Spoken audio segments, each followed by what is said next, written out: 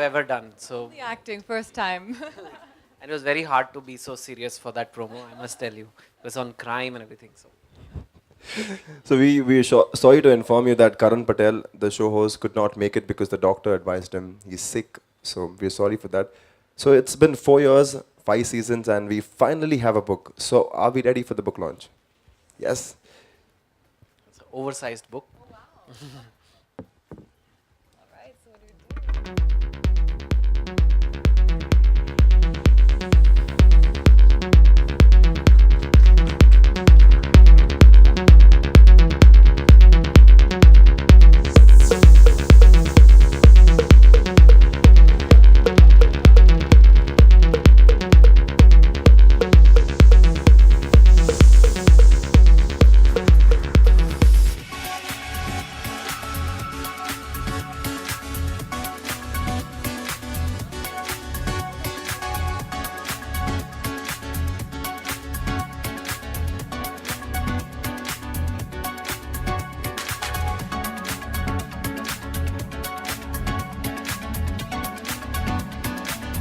So Ira is the author of the book, and Chetan sir has given the foreword.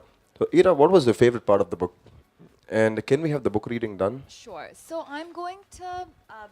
I'm not sure favorite is the right word with stories that are a little horrific, but I'm going to tell you about a short story which I felt was, I don't know, particularly disturbing. Maybe because in some ways I could relate to it in my own life. And when I was writing this book, when I was writing this particular story, I really somehow felt like I put a little bit of myself in it, at least the background part of it. So the story is called Naz. And the story begins with two teenagers who have lived in the US and they moved back to a small town in Haryana because their father has gotten a new job.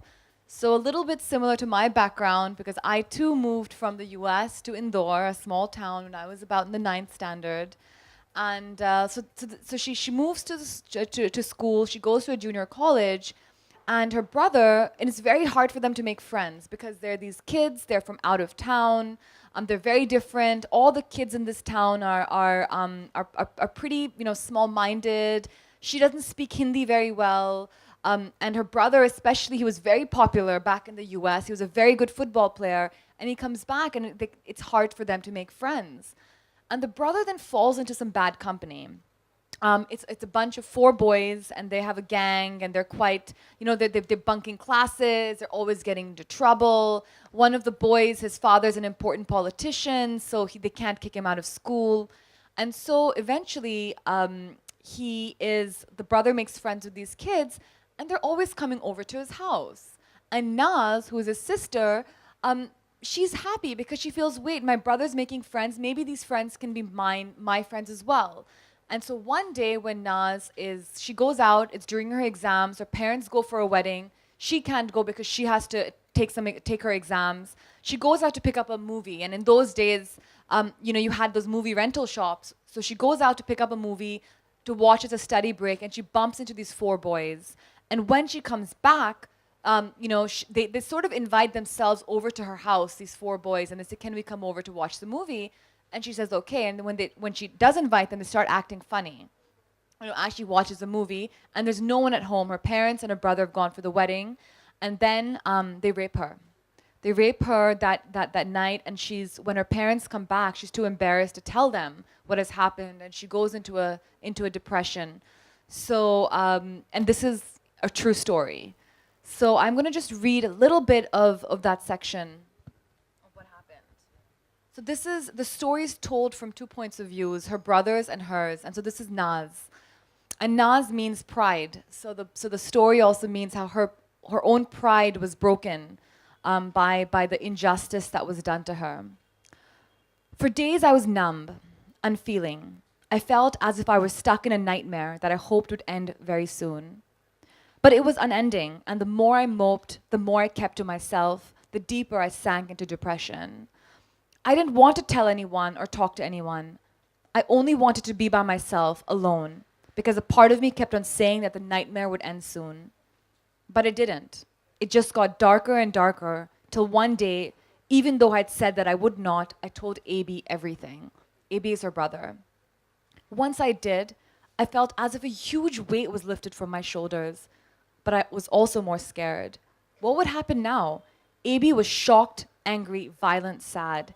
He broke down and holding his head in his hands, he blamed himself for everything, for befriending those criminals, for bringing them home, for his poor judgment.